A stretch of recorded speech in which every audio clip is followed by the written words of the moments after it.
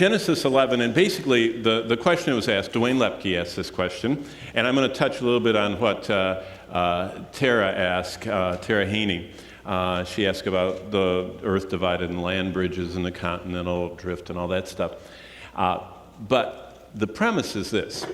If the Bible is true, of course I believe it's true, but if it is true, then science would always corroborate, would always prove what the Bible says. Now remember, science, true science, is observation, measurement of what scientists see and what they observe. And so true science, I'm not talking about their interpretation of the facts, I'm talking about the facts of science. The facts of science will always match up with the scriptures. Christians don't have to check their minds when they get saved, and just live in this dream world of just trusting and taking, kind of like you heard this morning with that Indiana Jones thing. I think he threw something on that before. I don't remember the movie. I don't watch movies over and over, but I think that Indiana Jones threw something before he stepped, but I don't remember how he did it. But you don't have to live that way with the Bible. You can know that as long as time goes by, scientists will more and more bump into the truths that are in the Bible. So let me show you what I mean. Here's Dwayne's questions. What is Genesis 11's one language? I think that's where he started. Why did God confuse that language? Was the Tower of Babel, he kind of said what was going on there, and what language, he ended with, will we have in heaven? And so that was a good question, Dwayne. And so that takes us to Genesis 11. So open your Bible, because this is a record from God for us. Now this is not everything that's possible. We already know from John 21 that or John chapter 20, that if everything that Jesus said and did was written down, the world couldn't contain it, which speaks of who he really is. He's not just a Jewish figure that lived 33 years, but he is actually the God of the universe. And so it's incomprehensible to write down all he did and said and everything else. But either God gave his account in Genesis or he didn't. So as you're sitting there looking at Genesis 11, where Dwayne asked his question from, either what you're holding is the account God gave in Genesis, or he didn't give it, or it is what the German liberals, the school of interpretation that said that Genesis was written by 4 different groups, the J, E, P, and D group, because they didn't think Moses knew how to write, and he couldn't possibly have written all that anyway. So either God gave this or not. Either the record of Genesis is true, or we don't have a true God. Because Jesus in the New Testament said to the Pharisees, don't you believe what Moses wrote? And we have entire segments of Christianity that don't believe what Moses wrote. So either the record of Genesis is true, that God told him what to write, or we don't have a true God, because the incarnate God himself believed that Moses wrote the first 5 books, and it was true. And either science would uncover proof of Genesis, or God is false. In other words, if not their twisted interpretation, basically scientists, a lot of them say anything but God. And we say that everything was made by God. They say anything but God made everything, and we say God made everything. And so we have a real disparity there. So let's see what true science does. So where does Genesis 11 fit? Well, it fits after Genesis 1 through 10. How do you like that? And so either it's all true or none of it's true. So what I'm going to show you this evening is that we can't pick and choose. And Genesis 11, if we just take that question, is one of the most powerful evidences that everything God says in this book is true. So let me show you what I mean.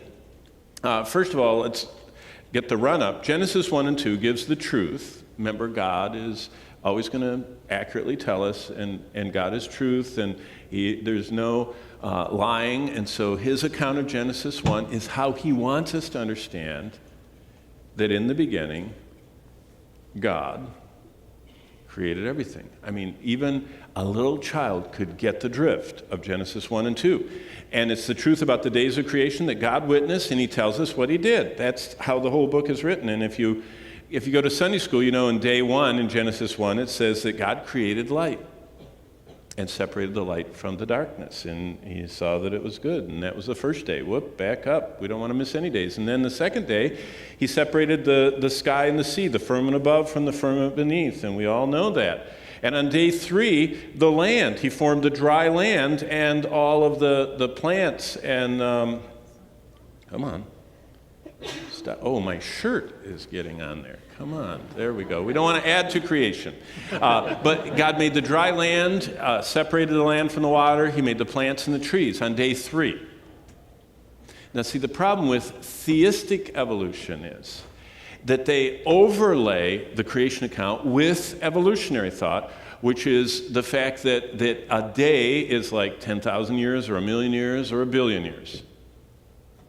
So the first problem with the theistic evolutionary thought is, which is held by a vast majority of the prominent, well-known Christian schools around the country that are trying to accommodate. They're trying, like you heard this morning, they want, remember in one of the messages, Michael Brown was saying that they have their foot on both places and they're kind of trying to straddle.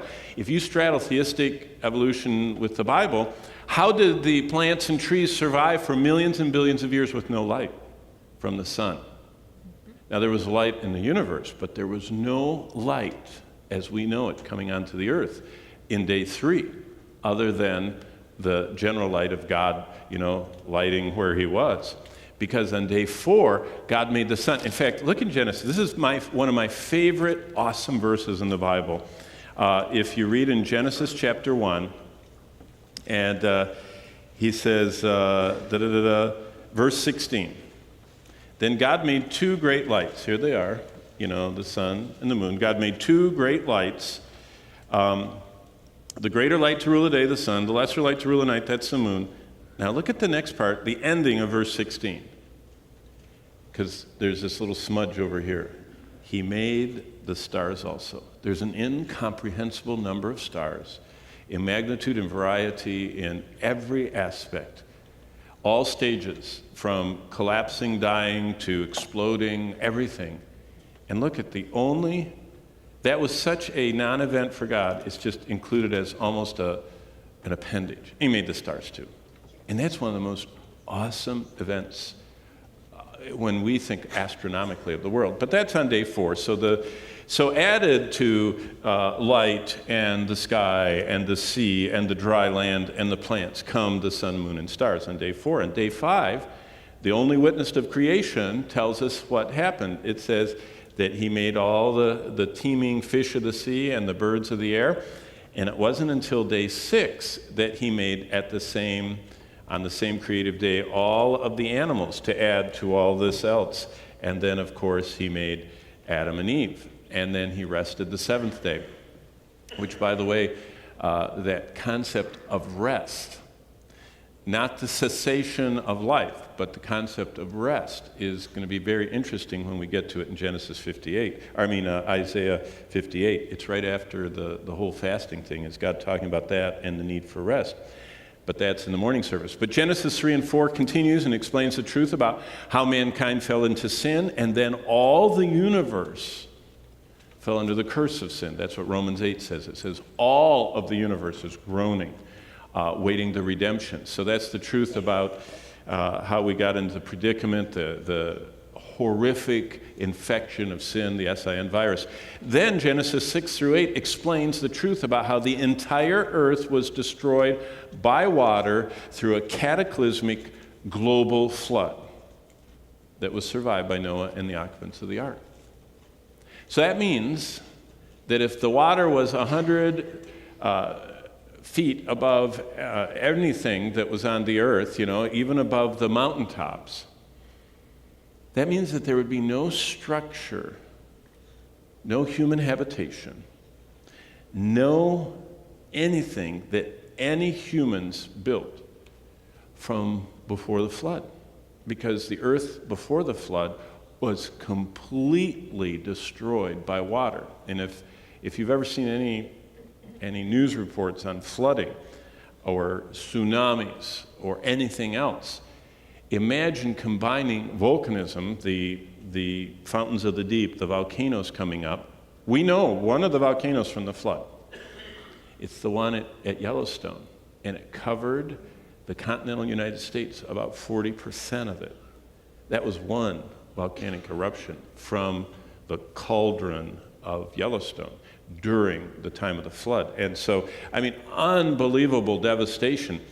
And so everything that we see on earth right now, all of the plants, all of the animals, and all of the humans are from after the flood. So that's another reason why we're all related. Not only are we all descendants from Adam, but all of us are descended from Noah and through one of his three sons. So we're all cousins. Everybody in this room, you're cousins. Because you are the descendants of the three sons of Noah. And so am I. And so this is, each of these has to be true for chapter 11 to be true, because the same God wrote it all, witnessed it all, and tells us everything about it. But keeping on now to where we're getting, Genesis 11 is actually a part of a package. It's Genesis 9, 10, and 11. It explains the truth about how the entire earth was settled by the descendants of the three sons of Noah after mankind's language was confounded by God at Babel. Now, how do you pronounce that? Well, did you know the dictionaries have two different pronunciations? It's either B-A-H-B-E-L or B-A-Y-B-E-L. So it's either Babel or Babel. It doesn't matter how you pronounce it, but it does matter whether you believe it. So let's look at what happened, because Genesis 10, by the way, if you go back from chapter 11, it's very fascinating that God tells us the genealogies of all these descendants of Noah in chapter 10, and here they all are. There were three sons of Noah, Japheth, Shem, and Ham. And they each have these incredible listings of who their descendants are. And you say, does that even matter? It's really interesting. If the flood is when God said it was, how long ago was it? What are the oldest living creatures, substances? What's the oldest life on earth right now? Well, there are two groups. They're basically plants, trees, actually. The sequoias are 3,500, 4,000 years old, some of them. The bristlecone pines, that's the oldest current living thing, are about 4,000 some years old. Some of them, they say, are 4,600 years old. That would mean that's pretty close to, our reckoning of the time of the flood. Science has proved that there's nothing alive on earth that was alive before the flood. That's an observation they've made that's a fact that exactly agrees with the scripture. But also, every nation on earth is somehow today tied to these family groupings that you can see here. You know, the Ham family is right, goes all the way down to there, and the Shem family goes all the way to there, and the Japheth family. And it's fascinating if you study history. In fact, one interesting, this is an early Irish genealogy. All of these, the Irish clans and everything, if you look at them, they actually say that they come through Magog and down, and actually come down this way. This is not biblical. This early Irish genealogy is actually, if you go to the Royal Archives in Ireland, you'll find the biblical names. Some of the biblical names. These aren't in the Bible. These are from modern history, post-Mosaic. But it's interesting, and you can do this. In fact, there's a book called... It's by Bill Cooper. It's on Amazon. It's really interesting. Those of you with your phones can even look it up. And it's something about the Table of Nations and what happened after Genesis 10. And this guy spent his entire career, 30 years, grousing around the Royal Archives of all the European nations. And he said there is not one disagreement with the biblical Table of Nations. So that's a fascinating study, but it's not what we're doing tonight. So basically, The record of Genesis is this. The more we look, the more we see everything in Genesis is reflected in all the scientific observations and facts on earth. Now, we're just going to look at Genesis 11 tonight. But believers agree with all the facts of science, just not the interpretations of those who don't want a true creator God, which is so interesting. See, all of us have a bias, and we interpret the facts through our grid, through our bias, through our predetermined way that our worldview is actually what we've seen over the last few weeks. So the record of Genesis, everything in Genesis is reflected in the world around us, as long as you don't interpret it away like Romans 1 says, because they did not want to retain God in their minds. There's a whole group of people that don't want to retain God. They don't want this judge. They don't want this creator. They don't want the responsibility. They don't want to have a judgment. So back to Dwayne's question, okay? It was question 2. What is Genesis 11:1 language? Well, let's look that up. It's the one God spoke to Adam in, and the one that God spoke to Cain in, and that Cain talked to Abel in. It's that same language. So look at Genesis 2, and we'll see what the language is. It says, "And the Lord God commanded the man, saying," and God spoke in a language to Adam in Genesis 2:16.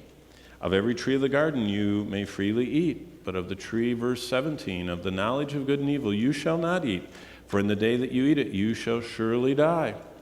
And so right there's a language, and God is talking in it, and Adam is hearing it, and he is understanding it. Now look at chapter 4, verses 6 and 7.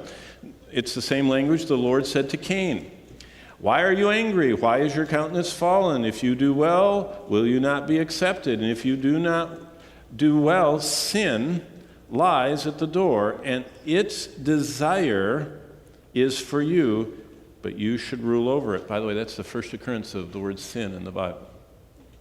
It's very interesting. And its desire is for you, but you should rule over it. So sin is a force. It's a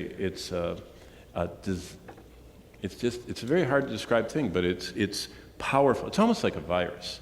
Sin is like virus. In fact, our whole electronic world is showing us so much about the spiritual world. A virus is not really alive, but it attaches itself and causes havoc by its attachment. Sin is a powerful attachment that corrupts and brings under bondage, and its desire is for us, but we should rule over it and say no. And so, same language. Now look at verse 8. "Now Cain talked with Abel." The same, whatever this language is, God communicates to Adam and to Cain and others, and Abraham, etc., and they communicate with each other. Verse 8, Cain talked with Abel, his brother. Now think about what you're reading in Genesis 4 and verse 8. You're reading an actual record of an event at the beginning of history. And you're actually reading it, and it's absolutely accurate. What's amazing is that the Bible is accurate, and all the other records have been kind of altered a little bit. In fact, Sir Isaac Newton, still thought to be one of the greatest scientists of all time, you know, the apple falling on him and gravity and all that stuff. But Isaac Newton was a lifelong scholar of the scriptures. And in his spare time, when he wasn't being Mr. Famous British scientist, he read all the classics. I mean, every classical piece of literature, from all the way back to earliest Greek writings, everything. He was just a master. He just was kind of like a computer. And you know what he said? He found out that all of those ancient civilizations exaggerated their rules of the kings, and they exaggerated their accomplishments and everything. And he said, what's so interesting is, in the ancient Greek records, and the ancient Egyptian, the ancient Assyrian, and the ancient everything records, he said, if you just kind of let the air out of them, they all calibrate with the Bible. And he spent his hobby, Isaac Newton's hobby, was writing a history of the world. And it was published actually 2 years after he died. But basically, what he saw is that all of this is true, that it's recent. He really was he was a in agreement with Bishop Ussher's chronology within a few years, that the earth creation was about 4000 BC, which would get you laughed out of Western K College, KVCC, and most Christian colleges today. But the greatest scientist in history, Isaac Newton, spent his entire lifetime tracking down all classical literature. He read it all himself. You should see his calculations and everything else. And he said, if you just take the fog out of those, they all agree. I usually say just take all the zeros off, and most of scientific, like go to the national parks, and if you take all the zeros off, the extra zeros, it's probably just about right. But let's go back. What was Genesis 11's one language?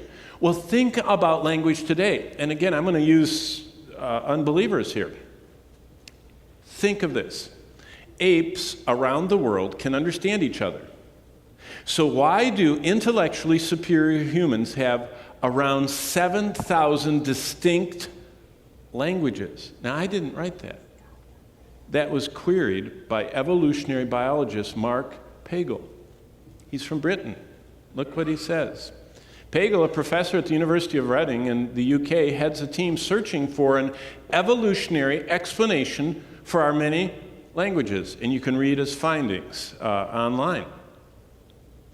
Here's what he asks. Why, he asked, would humans evolve a system of communication that prevents them with communicating with other members of the same species? Why does he say that? Well, Pagel writes, you can take a gorilla or a chimpanzee from its troop, plop it down anywhere these species are found, and it would know how to communicate. You could repeat this with donkeys, crickets, or goldfish and get the same outcome. Did you ever think of that? Birds from anywhere in the world of the same species are all, watch them. You can import them, they'll fly in sync. They communicate. Fish, animals, it doesn't matter if a deer is from, here or Texas. If they snort, they understand, and they know what's going on. But you put humans from two different, they look at each other, they can't understand them.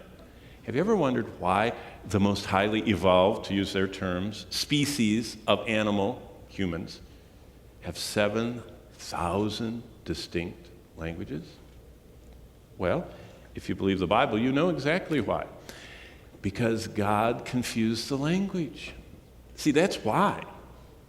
But why did God confuse the language? We know the result is we have 7,000, or actually 6,000 something. They're always going up the more they discover different languages. But why do we have these 7,000 languages? Because God confused the language. Why did God confuse the language? Because mankind refused to obey God, spread out, filled the earth, and instead started building a structure. Now let's get to chapter 11. It's just a fascinating study, what's going on here. In Genesis 11, the whole earth had one language and one speech. So God made all species able to communicate with each other, from goldfish to humans. And all human beings, all made in his image, all were able to communicate at the highest levels because they were doing things that we can't understand how they do. Did you know to this day, we don't know how early civilizations, right after the flood, were able to construct some of the things that are constructed. Just one rock up at Baalbek in Lebanon, in the Hezbollah camp. There's a temple to Zeus up there that was built by the Romans. And there is not a hydraulic mechanical machine on earth today that can move those rocks. Yet they're beautifully in the temple of Baalbek. They're up there. And we don't know how they did that. How did they get Stonehenge so perfectly lined up? I was taking a group into a tomb in Egypt once. Bonnie and I were. I wouldn't suggest it now, but we rode a houseboat down the Nile. It was fun back in the old days. We're really old when it wasn't dangerous. And we were down there, and I was lecturing and teaching about Moses and everything, and all of a sudden we got into one tomb, and all these people were laying in the sarcophagus, and they were humming, and they were hugging all these Egyptian stones. And what it was is, that was the day, one day a year, when the sun, at a certain point, when it rose, would shine a shaft of light right into the center of that tomb. And there in the middle of Luxor, in the middle of the desert, those engineers engineered this incredible, they had calculated and knew exactly how to get the sun to shine on that sarcophagus once a year. And all these New Age people were trying to get the vibes from the God of nature or something. There is still knowledge we don't understand that's part of this incredible overflow of when all of humanity, right after creation, was so endowed by God with so much knowledge. So they had one language. And it came to pass, verse 2, as they journeyed from the east, they found a plain in the land of Shinar. What, journeyed from the east? What are we journeying from the east? They're coming down from the region around Mount Ararat. You see, the Bible is explaining that God created created Adam and Eve and their descendants, and then he took from that Noah and his family, put them on the ark, and the ark settled on Mount Ararat. Part of the flood was the upthrust, the continental, the tectonic, the moving of the plates, and all the earthquakes, and everything settled out so that it looks like it looks now on the globe. And then the flood the waters receded, and the ark landed on Mount Ararat. And so then humans began living in that area, and so they start moving downward. In fact, they move downward. Is this a real event? But let me show you. I'm going to get to my map, but I forgot this. There's two scientific facts. Remember I told you that the Bible would agree, or science would agree with the Bible? It's amazing that just like God says in Genesis, there are structures like the one we're going to talk about in this event on nearly every continent. Have you ever thought about that? Have you ever thought about the similarities between the Cahoica Mounds, down on the way to St. Louis in southern Illinois, those things, with the Aztec, the Inca, and the Mayan, Machu Picchu in South America, the Egyptian? Have you ever thought of the amazing similarities, the Nubian incredible pyramids? There is a structure that's at the Tower of Babel. The tower doesn't mean leaning tower of Pisa. It was a stepped structure. The word actually means this stepped structure, a ziggurat. And these structures are amazingly similar on every continent, nearly every continent. And of course, we haven't moved every bit of dirt everywhere to find them. And that there are so many languages, almost 7,000, that can't be traced. Why would that be? Well, because, and I clipped this out of the Wall Street Journal too, the mother of all languages. The world's 6,000, that was in 2011, see, they didn't know we're up to almost 7,000. But the world's 6,000 or so modern languages may have all descended from a single ancestral tongue spoken by, now see, they get it all mixed up, just knock off some zeros, between about 5,000 and 7,000 years ago. See, just lower, take some zeros off. Tower of Babel was actually about 4,000 years ago. 40-some hundred years ago. The findings published Thursday in the Journal of Science, and I'll show you some of those. It talks about this fact that there seems to be this overspread. Of course, Dr. Leakey localized it down here. You remember Dr. Leakey? In the National Geographic, he would find a tooth and construct this amazing-looking person out of a tooth. No, honestly, I used to read the National Geographic, and you'd look at this entire thing, and you'd find one bone fragment that he had constructed an entire body out of, but it doesn't matter. People were paying him, and he was excavating down here in the Olduvai Gorge in Africa. Actually, everybody spread out from up here. And so, how long ago did he say it was? 3.6, so he was just off a little bit, Dr. Leakey was, because they came out of Mount Ararat, and they started spreading out and went down to the furthest reaches. Look at this. This is now Tara Haney's question. How did they do that? After the flood, during the Ice Age, there were land bridges. You could get to every continent because of that, or take little boat trips to get down to Australia if you missed the land bridge. But basically, they have seen human habitation or occupation, or they call it migration, came outward from a central place. They're off a little bit. They say it was in Africa. We say we know where it was because God witnessed it and they didn't. But it really, if you look at this, and especially if you look at this is out of a Sunday school book, The Tower of Babel. But if you look in every civilization around the world, I mean, you recognize the pyramids, but and all these Mayan, Aztec, Inca, the ones that are in Mexico, there's a similarity between all of them that emanates from this event, and also in their histories. If you look in the ancient histories of the civilizations of the world, most of them have some type of a flood account. Now, it's kind of screwed up and not according to the Bible, but they exaggerate and fluff and put their characters in it and everything else. Even the Chinese language has an ark with 8 people in it. I mean, the ancient capturing of that. And all of these records of ancient civilizations talk about this structure and languages being confused. And it's fascinating, these vestigial, these little things in history.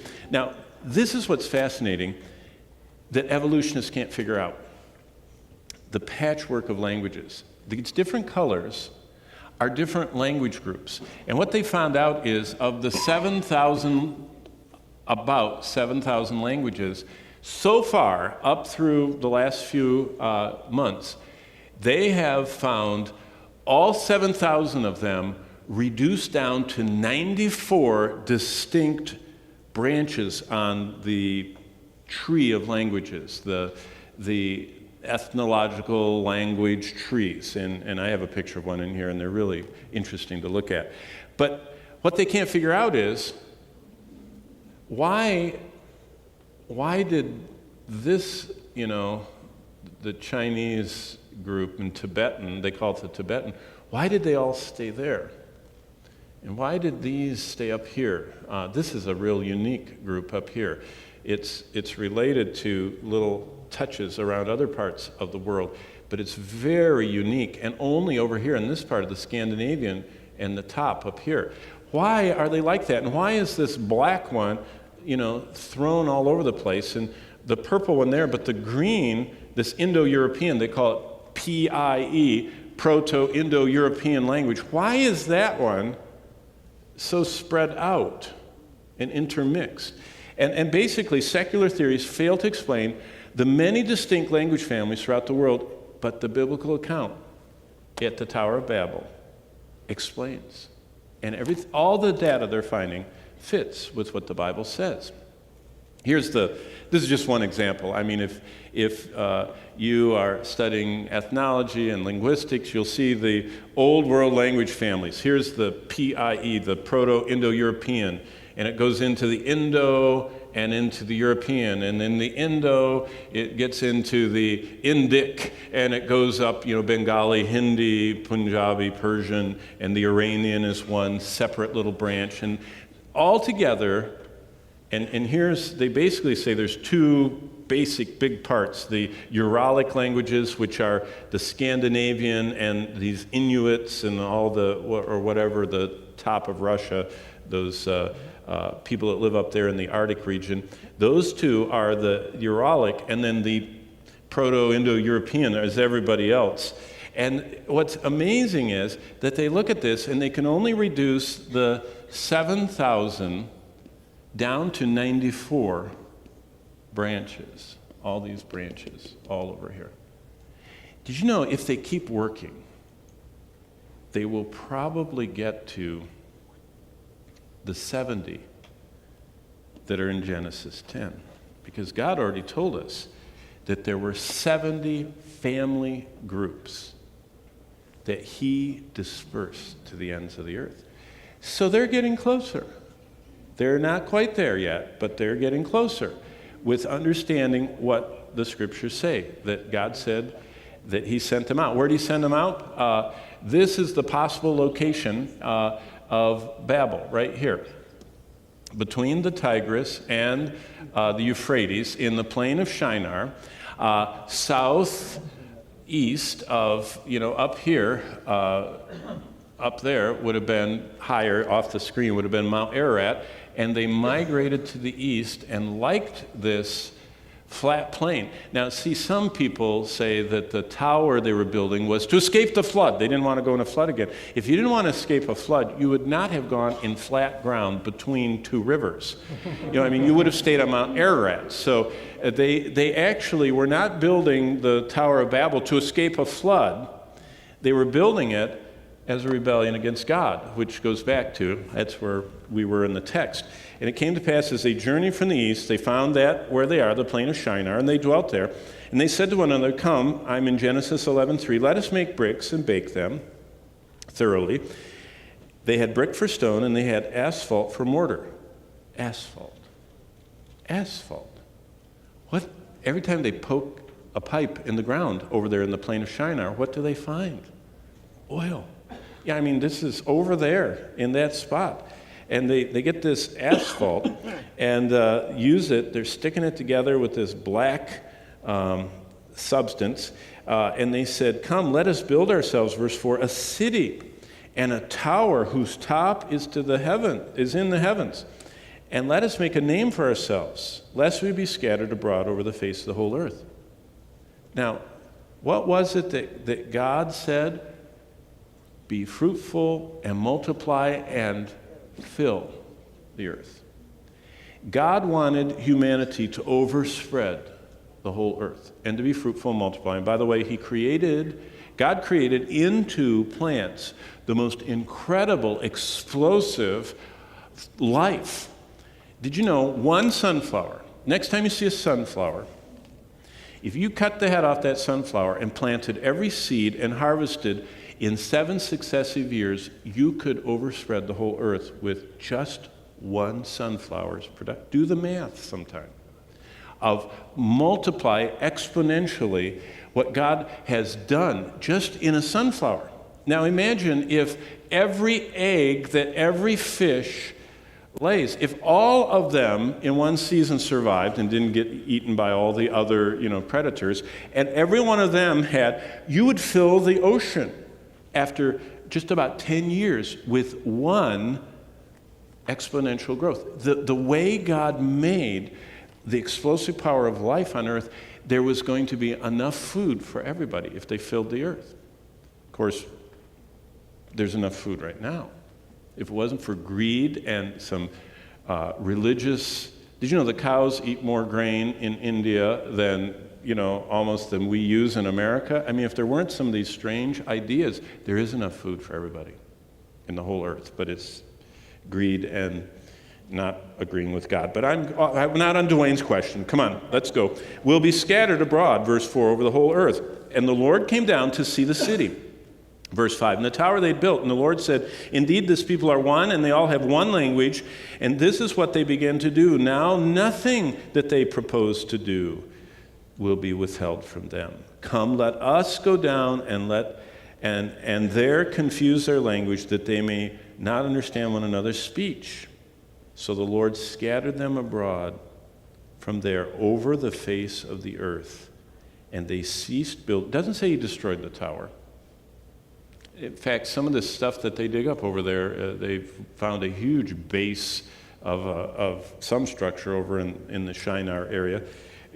There might still be some of this around because the flood didn't destroy it. But the Lord scattered them, verse 8, over the face of the earth, and they ceased building the city. Therefore its name was called Babel, because there the Lord confused the language of all the earth. And from there the Lord scattered them abroad over the face of all the earth. And then this list, and look at the list. The genealogy is in verse 10, but look at the actual wider genealogy of chapter 10, verse 1. This is the genealogy of Noah. And here are the 70 nations that are the ones that are at Babel, the ones that are spread over all the earth. It's just fascinating to read. So, basically, now again, this is vintage National Geographic, and I mean as in 2015 vintage. And this is their human migration right here. This is how the National Geographic says that people got to where they are. And they're plotting, there's Monte Verde 14,600 years ago, and Clovis, New Mexico, and Meadowcroft, I don't know where that is, New York or something, Spirit Cave, Kennewick, Yana River up there with the Inuit people, and Minatogawa. There's something in China. But look where they're spreading out from. They say that they came from the Ulduvai Gorge, but actually they came from Mount Ararat, and the descendants of Japheth went, vroom.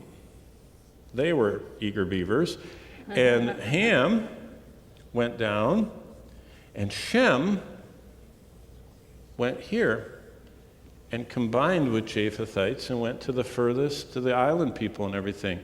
And what's so amazing is human migration, they're just off by about 1,800 miles and several zeros.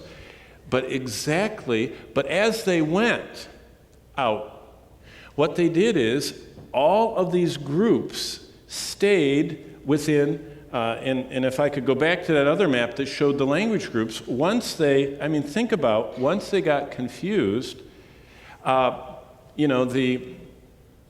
Japhethites that took the northern route, this family group stayed here with this language. This family group kept going, and they stayed there with this language.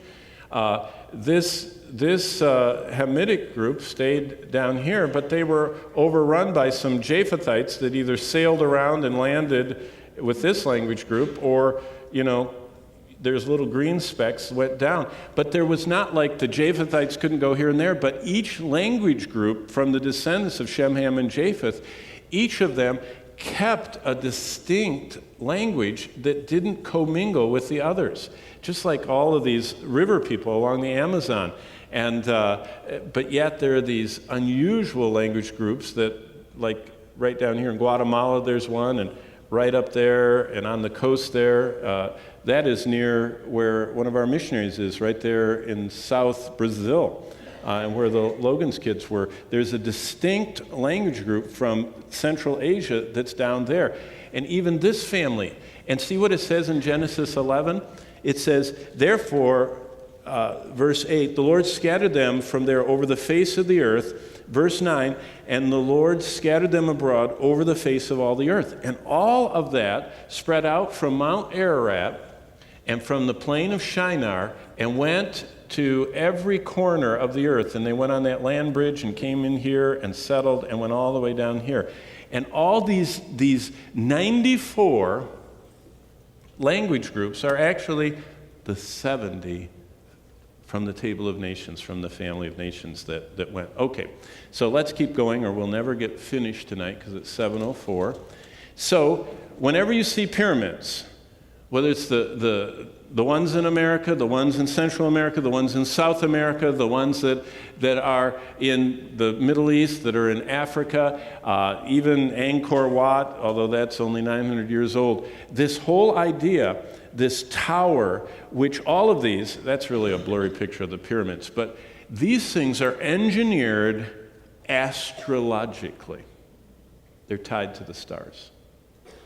And there's such a high degree of even the sun coming in at the different solstice and equinox and everything else, they're exactly scientifically engineered with a astrological.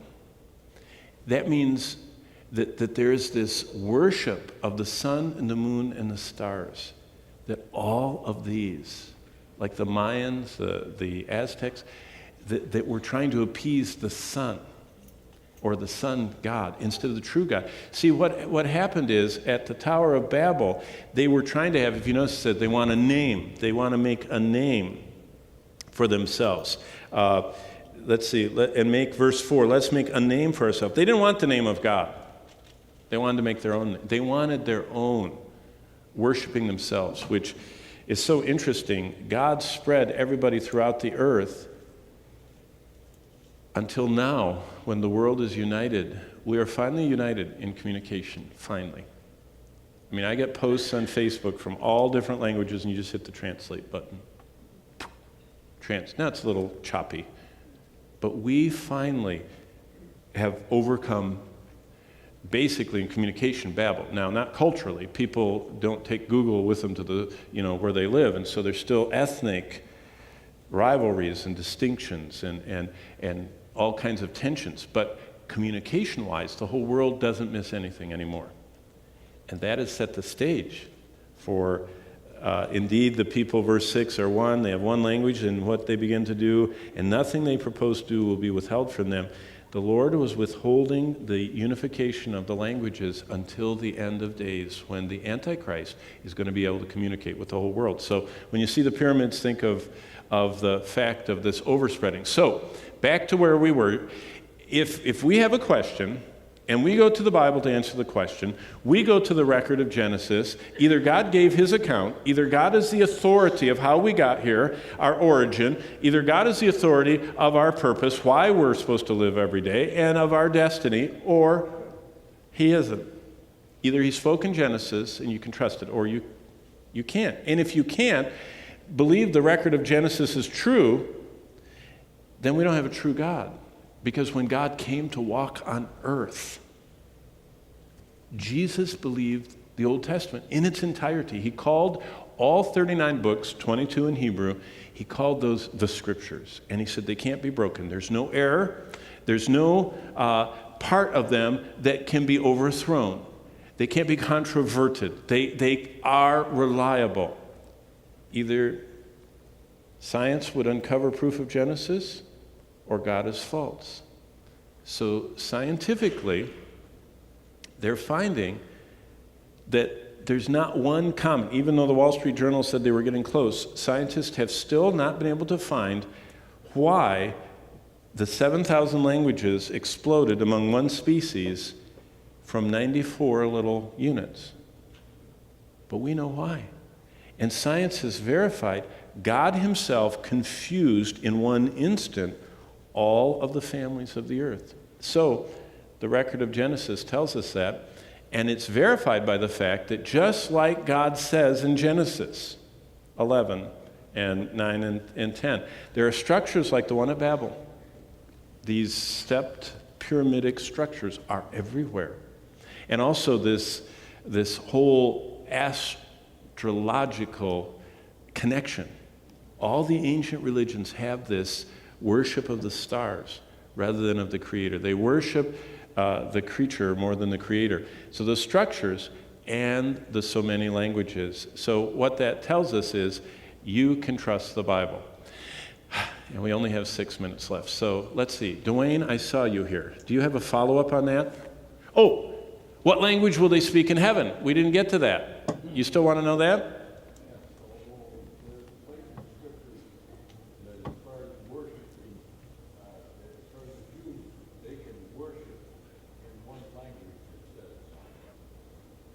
That with one heart and one voice and one language, yes.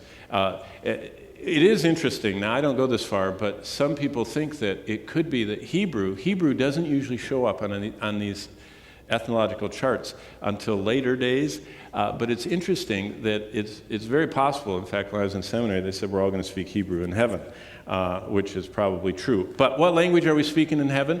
The same language that God spoke to Adam and Eve. See, God has chosen, and he hasn't told us what it is, but he's communicated to us, to Adam and Eve, and to Enoch, and to Noah, and all the way through, and he talked to Abraham, and he's going to communicate with us in heaven. And what's interesting is, in heaven, we're all back to speaking one language, and so that we with one heart and one voice can magnify God. So he repairs the disunity, the confusion that he instituted. In heaven, we'll only have one language. Because if you notice when you get to Revelation 4, everyone is chanting the same words. And it's the same words that the cherubim are saying. And so God corrects all of our language problems in heaven. And he unites us there around the throne. But here on earth, until computers, we didn't have united languages. But Dwayne, I'm so glad you asked such a complicated question. But you have a follow-up. Yes? Zephaniah, chapter 3, verse 9. Zephaniah, Haggai, chapter 3, verse, you said 9? For then I will restore to the peoples a pure language, that they may call on the name of the Lord to serve him with one accord. Yeah, that's in the millennium. Yeah, in the millennium.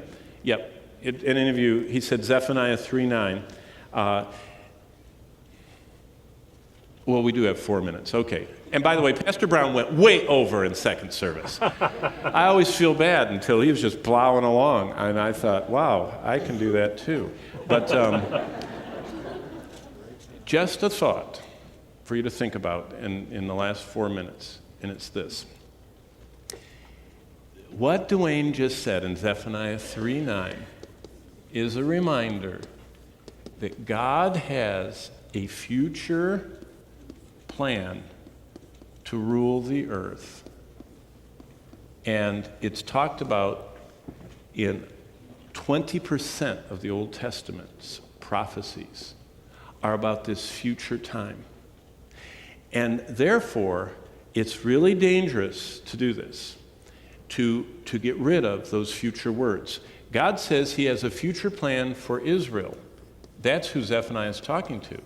He's saying, Israel, in the future, I'm going to have a pure language. When is that? That is when in Ezekiel, that huge book of Ezekiel, chapter 40 to 48, God has Israel rebuild a temple in Jerusalem for the whole world to come to. And what we have a danger for today is that in the Old Testament, God chose a group of people to reveal himself to named Israel, and there's a group of theologians that beginning in the 4th century, Augustine said Israel has become the church. And circumcision in the Old Testament has become baptism. And here's another one, watch out, the Sabbath day, which was given as a sign to Israel, has become, guess what? Sunday. And let me tell you something. Sunday is not the Sabbath day. Baptism is not the covenant sign of circumcision to the Jews.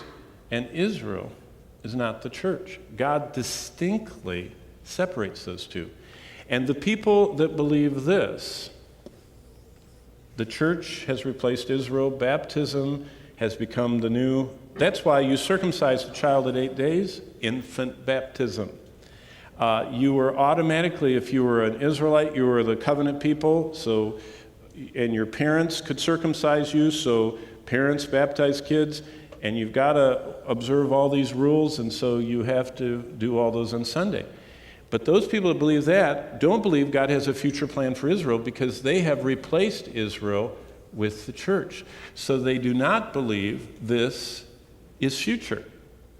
And they don't believe this that Dwayne said is future,